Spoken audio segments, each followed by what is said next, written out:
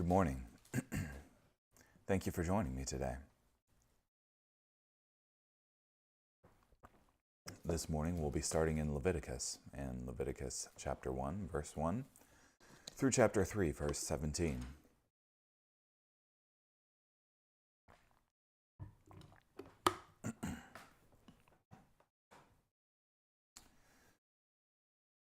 Then the Lord called to Moses and spoke to him from the meeting tent. Speak to the Israelites and tell them, when someone among you presents an offering to the Lord, you must present your offering from the domesticated animals, either from the herd or from the flock. If his offering is a burnt offering from the herd, he must present it as a flawless male. He must present it at the entrance of the meeting tent for its acceptance before the Lord. He must lay his hand on the head of the burnt offering, and it will be accepted for him to make atonement on his behalf. Then the one presenting the offering must slaughter the bull before the Lord, and the sons of Aaron, the priests, must present the blood and splash the blood against the sides of the altar which is at the entrance of the meeting tent. Next, the one presenting the offering must skin the burnt offering and cut it into parts, and the sons of Aaron, the priest, must put fire on the altar and arrange wood on the fire. Then the sons of Aaron, the priests, must arrange the parts with the head and the suet on the wood that is in the fire on the altar. Finally, the one presenting the offering must wash its entrails and its legs in water, and the priest must offer all of it up in smoke on the altar. It is a burnt offering, a gift of a soothing aroma to the Lord. If his offering is from the flock for a burnt offering, from the sheep or the goats, he must present a flawless male, and must slaughter it on the north side of the altar before the Lord. And the sons of Aaron, the priests, will splash its blood against the altar's sides.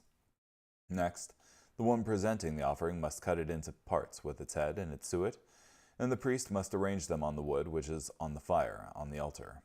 Then the one presenting the offering must wash the entrails and the legs in water, and the priest must present all of it and offer it up in smoke on the altar. It is a burnt offering, a gift of a soothing aroma to the Lord. If his offering to the Lord is a burnt offering from the birds, he must present his offering from the turtle doves or from the young pigeons. The priest must present it at the altar, pinch off its head, and offer the head up in smoke on the altar, and its blood must be drained out against the side of the altar. Then the priest must remove its entrails by cutting off its tail feathers, and throw them to the east side of the altar, into the place of fatty ashes, and tear it open by its wings, without dividing it into two parts. Finally, the priest must offer it up in smoke on the altar, on the wood which is in the fire, and it is a burnt offering, a gift of a soothing aroma to the Lord. When a person presents a grain offering to the Lord, his offering must consist of choice wheat flour, and he must pour olive oil on it and put frankincense on it. Then he must bring it to the sons of Aaron, the priests, and the priest must scoop out from there a handful of its choicest wheat flour and some of its olive oil in addition to all of its frankincense, and the priest must offer its memorial portion up in smoke on the altar. It is a gift of a soothing aroma to the Lord. The remainder of the grain offering belongs to Aaron and to his sons. It is most holy from the gifts of the Lord. When you present an offering of grain baked in an oven, it must be made of choice wheat flour baked into unleavened loaves, mixed with olive oil or unleavened wafers, smeared with olive oil. If your offering is a grain offering made on the griddle, it must be choice wheat flour mixed with olive oil, unleavened. Crumble it in pieces and pour olive oil on it. It is a grain offering. If your offering is a grain offering made in a pan, it must be made of choice wheat flour deep fried in olive oil. You must bring the grain offering that must be made from these to the Lord. Present it to the priest, and he will bring it to the altar. Then the priest must take up from the grain offering its memorial portion and offer it up in smoke on the altar. It is a gift of a soothing aroma to the Lord. The remainder of the grain offering belongs to Aaron and to his sons. It is most holy from the gifts of the Lord. No grain offering which you present to the Lord can be made with yeast, for you must not offer up in smoke any yeast or honey as a gift to the Lord. You can present them to the Lord as an offering of first fruit, but they must not go up to the altar for a soothing aroma. Moreover, you must season every one of your grain offerings with salt. You must not allow the salt of the covenant of your God to be missing from your grain offering. On every one of your grain offerings you must present salt. If you present a grain offering of first ripe grain to the Lord, you must present your grain offering of first ripe grains as soft kernels roasted in fire, crushed bits of fresh grain. And you must put olive oil on it, and set frankincense on it. It is a grain offering. Then the priest must offer its memorial portion up in smoke, some of its crushed bits, some of its olive oil, in addition to all of its frankincense. It is a gift to the Lord. Now, if his offering is a peace offering sacrifice, if he presents an offering from the herd, he must present before the Lord a flawless male or female. He must lay his hand on the head of his offering and slaughter it at the entrance of the meeting tent, and the sons of Aaron, the priests, must splash the blood against the altar's sides. Then the one presenting the offering must present a gift to the Lord from the peace offering sacrifice. He must remove the fat that covers the entrails and all the fat that surrounds the entrails, the 2 kidneys with the fat on their sinews, and the protruding lobe on the liver, which he is to remove along with the kidneys. Then the sons of Aaron must offer it up in smoke on the altar atop the burnt offering, that is, on the wood in the fire, as a gift of a soothing aroma to the Lord. If his offering for a peace offering sacrifice to the Lord is from the flock, he must present a flawless male or female. If he presents a sheep as his offering, he must present it before the Lord. He must lay his hand on the head of his offering and slaughter it before the meeting tent, and the sons of Aaron must splash its blood against the altar's sides. Then he must present a gift to the Lord from the peace offering sacrifice. He must remove all the fatty tail up to the end of the spine, the fat covering the entrails and all the fat on the entrails, the 2 kidneys with the fat on their sinews, and the protruding lobe on the liver, which he is to remove along with the kidneys. Then the priest must offer it up in smoke on the altar as a food gift to the Lord. If his offering is a goat, he must present it before the Lord, lay his hand on its head, and slaughter it before the meeting tent, and the sons of Aaron must splash its blood against the altar's sides. Then he must present from it his offering as a gift to the Lord, the fat which covers the entrails and all the fat on the entrails, the 2 kidneys with the fat on their sinews, and the protruding lobe on the liver, which he is to remove along with the kidneys. Then the priest must offer them up in smoke on the altar as a food gift for a soothing aroma. All the fat belongs to the Lord. This is a perpetual statute throughout your generations. In any place where you live, you must never eat any fat or any blood. Interesting.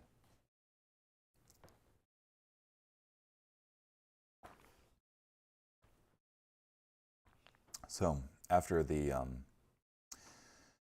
building of the tabernacle artifacts and the consecration of the artifacts and the consecration of Aaron's sons for the priestly worship, here you have a description in the book of Leviticus of several types of sacrifices that can be offered at the tabernacle, and I guess further on in the temple.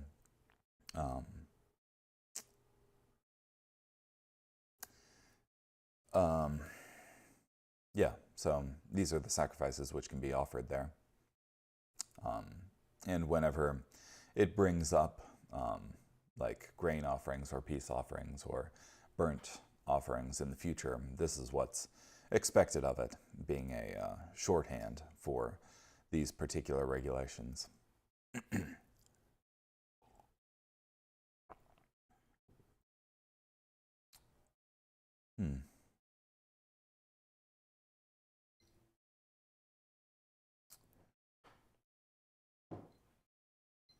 I guess I'll read through the this introduction by Matthew Henry here. He says, "There's nothing historical in all this book of Leviticus," and by historical he means narrative, like this thing happened, except the account which it gives us of the consecration of the priesthood, of the punishment of Nadab and Abihu by the hand of God for offering strange fire, and of Shelemeth's son by the hand of the magistrate for blasphemy. All the rest of the book is taken up with the laws, chiefly the ecclesiastical laws, which God gave to Israel by Moses, concerning their sacrifices and offerings, their meat and drinks, and diverse washings, and the other peculiarities by which God set that people apart for himself, and distinguished them from other nations, all which were shadows of good things to come, which are realized and superseded by the gospel of Christ. We call the book Leviticus from the Septuagint because it contains the laws and ordinances of the Levitical priesthood. And the ministrations of it. The Levites were principally charged with these institutions, both to do their part and to teach the people theirs. We read in the close of the foregoing book of the setting up of the tabernacle, which was to be the place of worship. And as that was framed according to the pattern, so must the ordinances of worship be, which were there to be administered. In these, the divine appointment was as particular as in the former, and must be as punctually observed. The remaining record of these abrogated laws is of use to us, for the strengthening of our faith in Jesus Christ, as the Lamb slain from the foundation of the world, and for the increase of our thankfulness to God, that by him we are freed from the yoke of the ceremonial law, and live in the times of Reformation.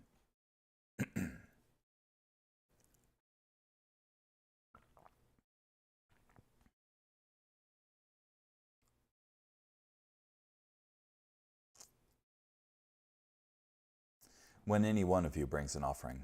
In the covenant God made with Israel at Mount Sinai, there were three major parts. The covenant included the law Israel had to obey, sacrifice to provide for breaking the law, and the choice of blessing or curse that would become Israel's destiny throughout history. The sacrificial system was an essential element of the Mosaic covenant because it was impossible to live up to the requirements of the law. No one could perfectly obey the law, and sin had to be dealt with through sacrifice. Each commanded sacrifice was significant, and they all pointed toward the perfect sacrifice Jesus would offer by his crucifixion. This was not the beginning of God's sacrificial system. Adam knew of sacrifice, as did Cain and Abel. And Noah, Israel offered sacrifice at the Passover.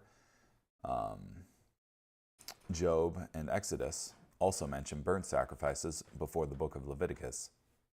The idea of sacrifice to the gods was not unique to Israel. Other nations and cultures practiced sacrifice, often ultimately involving human sacrifice. The universality of sacrifice is evident that this concept was known to man before the flood, and it was carried to different cultures from the survivors of the flood in Noah's day. Because sacrifice was already known to Israel, these instructions to the priests were not particularly new. They were mostly a clarification of a foundation that was already known to Israel through the traditions of their fathers.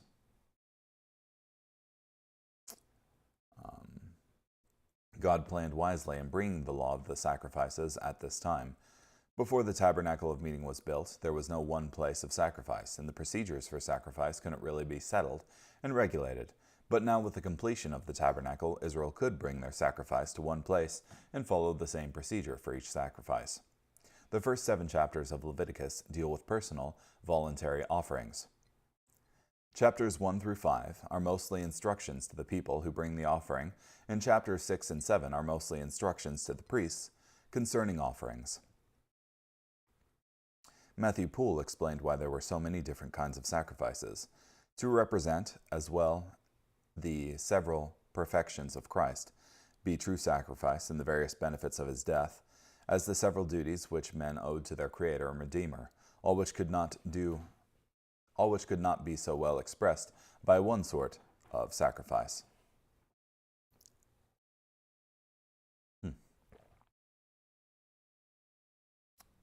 The fact that God gave so much instruction on how to specifically offer sacrifices shows that this was not a matter God left up to the creativity of the individual Israelite. They were not free to offer sacrifices any way they pleased, even if they did it with sincerity. God demanded the humility and obedience of his people in the sacrificial system.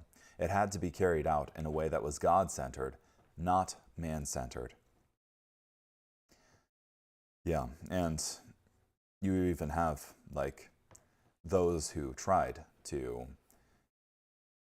not do as the Lord prescribed and instead do their own thing. And in the case of Nadab and Abihu, who rather than offering the incense prescribed by God in the temple or tabernacle, they offered strange fire and were struck down and killed for it by God himself. So, following God's regulations concerning how he would be approached and praised and honored was very, very important and is very, very important. And I think further illustrates that God will not just be approached in any way that humans deem appropriate, because God is a living being. He has a way in which he wants to be approached. And these people who say that any path leads to God, what's true is true for you, is not going to fly with God, because he's a person, for one, who has definite ways in which he will be approached. And if there's a limited way in which he will be approached, then there are ways that we should not be approaching God. And this whole idea of what's true is true for you, and, all paths are paths to the divine is wrong.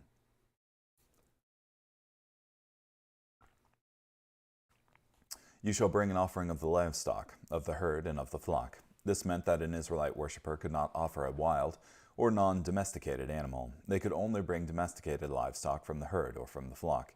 Each animal was part of the Israelites' inventory of animals, for fabric, milk, and all its products, and meat. Giving to God of the herd and of the flock meant that the sacrifice cost something.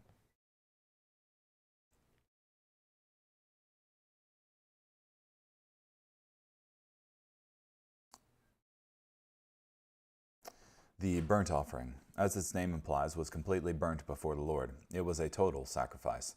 The burnt sacrifice was a general offering intended to make one right with God through the atonement of sin, propitiation, or to demonstrate special devotion to God, consecration. Its name literally means that which ascends, and refers, no doubt, to the ascent of the transformed substance of the sacrifice in fire and smoke as to God. The central idea of this sacrifice, then, as gathered from its name and confirmed by its manner, is that of the yielding of the whole being in self-surrender and borne up by the flame of intense consecration to God.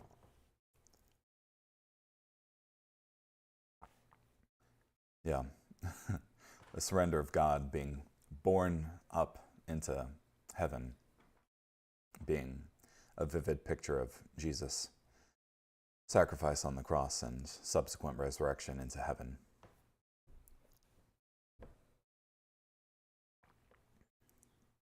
Let him offer a male. The animal offered had to be a male because male animals were thought to be stronger and usually considered to be more valuable. Without blemish, the animal must not have an obvious defect. God would not accept a defective sacrifice. A priest of Israel would examine each animal brought for sacrifice and affirm that it had no obvious blemish or defect.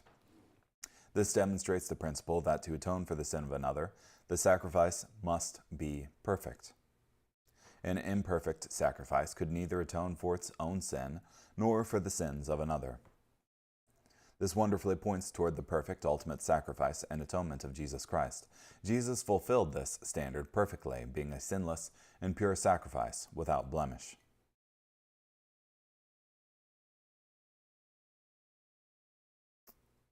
This demonstrates the principle that God wants and deserves our best. A farmer in ancient Israel might be happy to give God a diseased and useless animal because it would cost him very little. There are many anecdotes and funny stories illustrating this tendency to give God lesser things.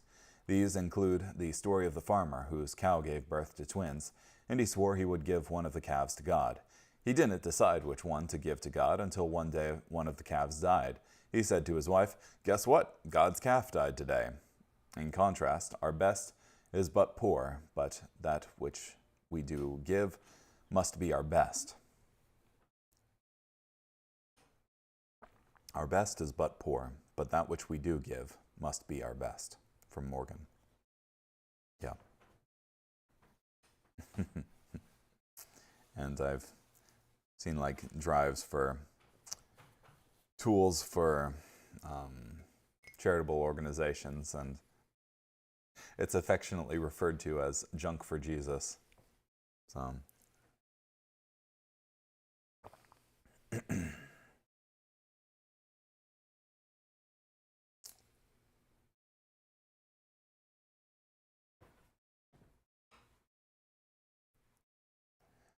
then he shall put his hand on the head of the burnt offering. This was a clear picture of identification with the animal to be the sacrificial victim.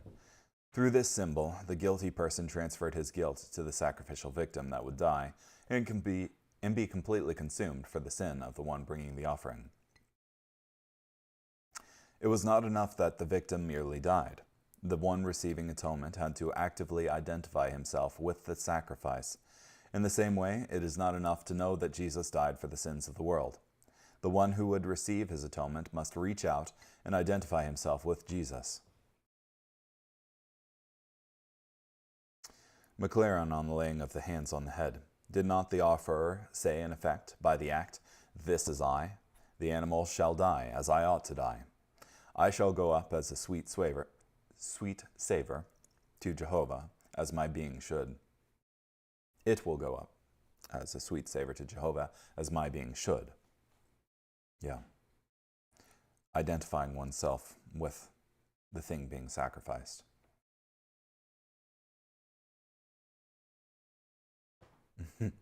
Usage of the verb samak, shall put, suggests the act of laying on hands implied the exertion of some pressure, and should perhaps be rendered lean on.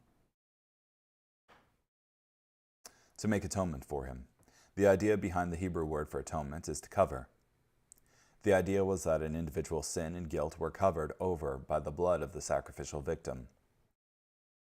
Leviticus is a book all about atonement. The word kippur, to make atonement, is used almost 50 times in Leviticus. It is used about 50 times more in the rest of the Old Testament. But there is a difference between the Old Testament idea of atonement and the New Testament idea. In the Old Testament, sin is covered over until redemption was completed by Jesus on the cross. In the New Testament, sin is done away with, and a true at-one-ment was accomplished by Jesus' sacrifice. The believer is therefore right with God on the basis of what Jesus has done at the cross, not on the basis of what the believer does. There are two ruling religions around us at this day, and they mainly differ in tense. The general religion of mankind is do, but the religion of a true Christian is done. The sacrifice of Jesus, where he says tetelestai, that is, finished or paid in full. And Hebrews brings it up, where the sacrifices offered at the temple or the tabernacle were imperfect. They had to be done year after year, but the sacrifice of Jesus was once for all.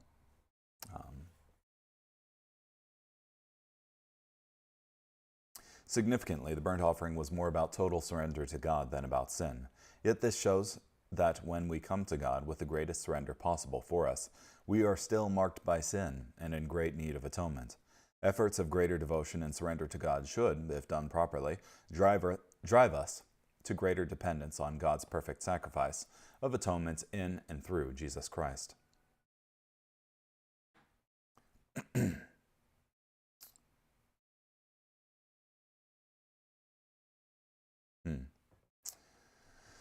He shall kill the bull before the Lord and the priests. Aaron's sons shall bring the blood and sprinkle the blood all around on the altar that is by the door of the tabernacle of meeting. He shall kill the bull.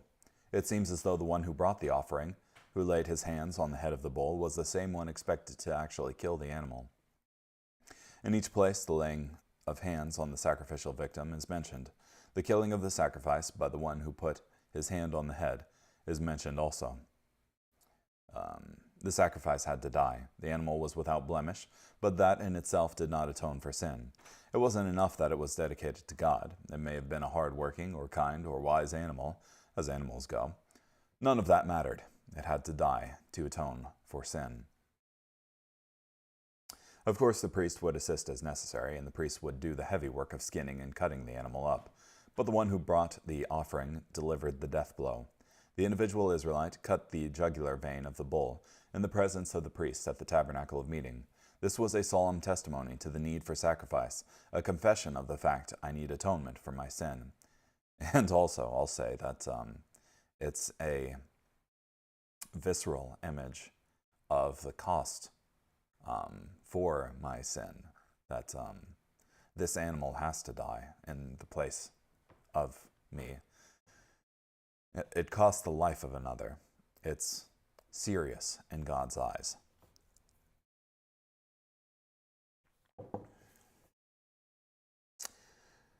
Before the Lord. This is the second occurrence of the phrase before the Lord in Leviticus. It occurs more than 60 times, more than in any other book.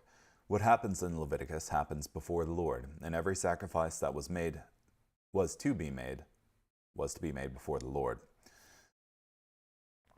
For the Christian, it is appropriate to live our entire life in the conscious presence of God. Yet this is especially true of our spiritual exercises, our acts of worship, prayer, and receiving God's word. It would transform those acts to consciously do them before the Lord.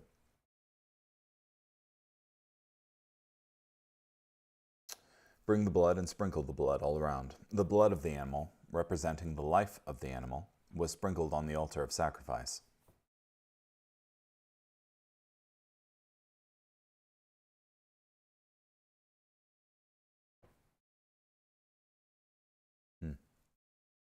In order on the wood. It seems to indicate that the priest could not be satisfied with simply piling wood or pieces of meat in bulk on the altar. They had to be arranged in the proper manner, although we do not know precisely how this was done.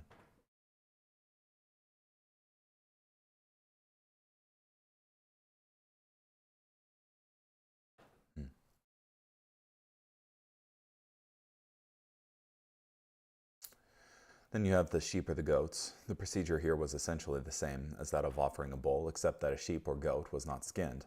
A bull presented as a burnt offering had to be skinned, but not a sheep or a goat.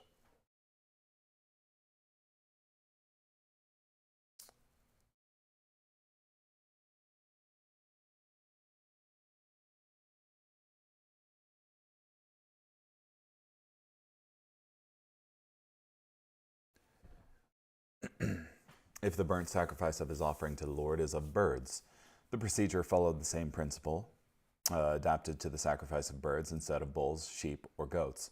The animal was killed, its blood was offered, the carcass was first prepared, and then burnt before the Lord.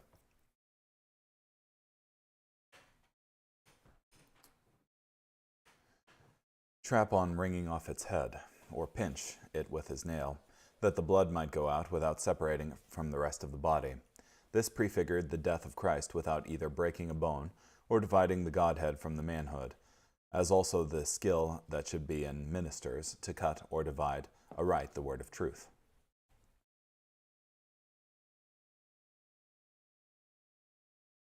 He shall bring his offering of turtle doves or young pigeons.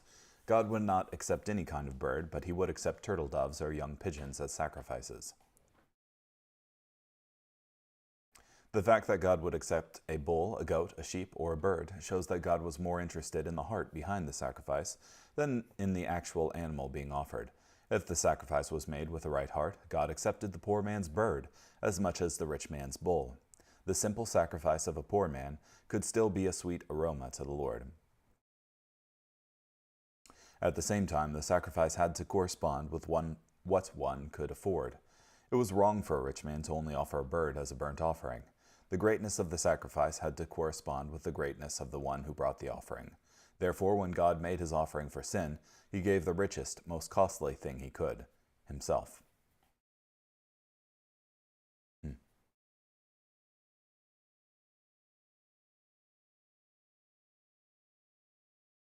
The grain offering. The grain offering was typically fine flour mixed with a bit of oil and frankincense. A portion of the flour was burnt before the Lord on the altar. The remainder was given to the priests for their own use in making bread for the priest and his family.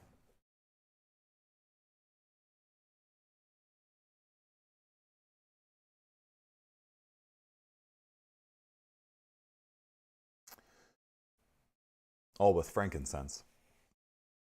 This substance was often used in rituals of antiquity because it produced a pleasant odor when burned. It was a very expensive product because it was usually imported from the southeastern coast of the Arabian Peninsula through the intermediary of Arabia. Normally it was used only in ritual ceremonies.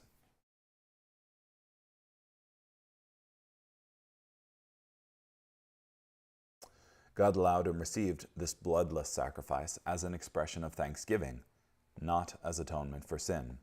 In a society where most people were farmers, this was a fitting symbol of thanks for God's faithful provision. The emphasis of the grain offering was gratitude.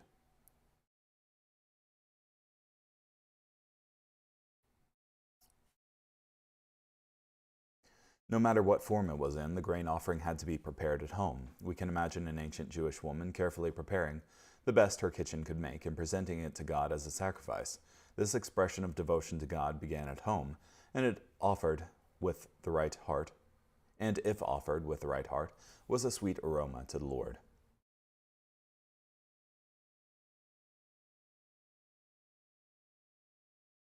And it had to be unleavened,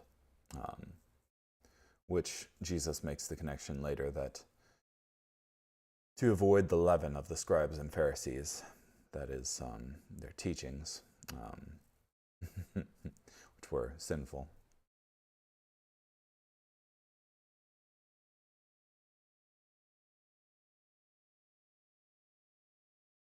Nor any honey in the offering to the Lord made by fire. Honey was not allowed because it was a favorite thing to sacrifice to pagan deities. God did not want to be worshipped in the same way that false pagan gods were worshipped.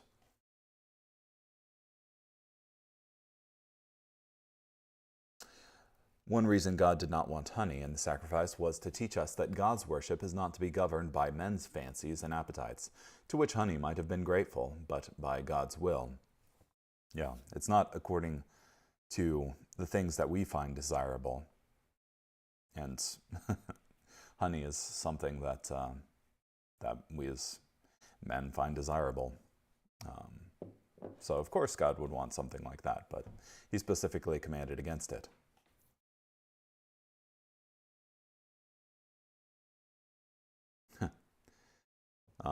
Leaven can make things artificially sour, and honey can make things artificially sweet.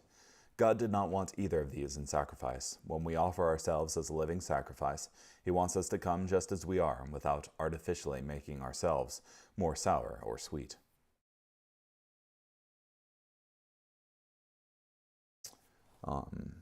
Every offering of your grain offering you shall season with salt. Salt was an important part of the offering because it spoke of purity, of preservation, and of expense. Every sacrifice offered to God should be pure, should be enduring, and should cost something. In this one verse, God repeated the command 3 times.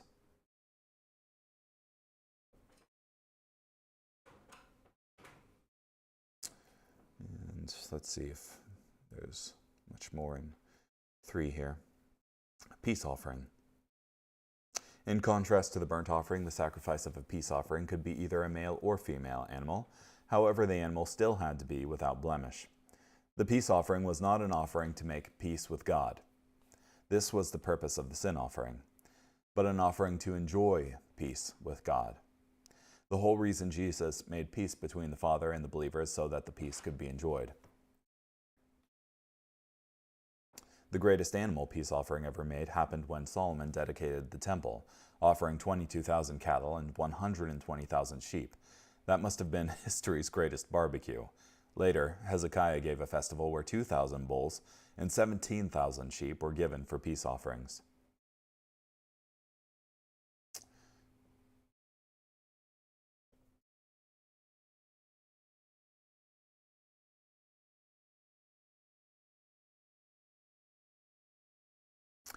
The fat that covers the organs and entrails was not to be eaten, but was to be burned. The fat represented the choicest part of the offering.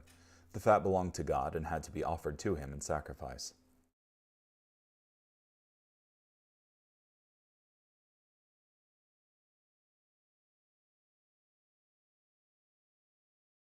There's no mention made of what to do with the meat portions of the animal. This is because the meat portion was to be shared, with a part given to the priests and a part given to the one who brought the offering. That one ate his portion of meat as part of the fellowship meal with God, normally with a gathering of immediate and extended family.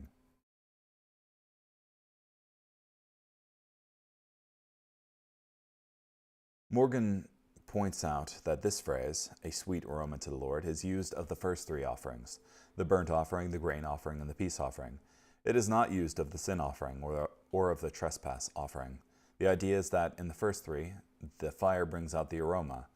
In the last 2, the fire destroys.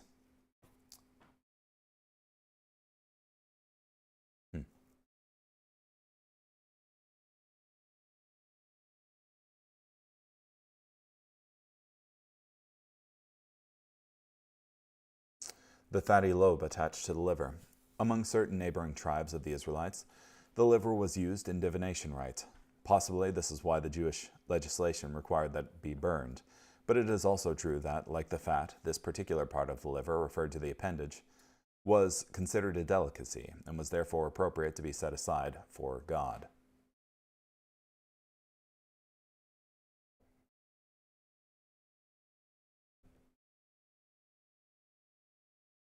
You shall eat neither fat nor blood. The ritual eating of blood was a common practice of pagan peoples, both ancient and modern.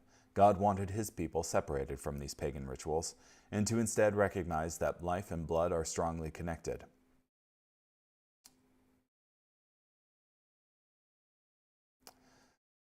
Okay, well, thank you so much for joining me today. I hope you have a great day. Bye.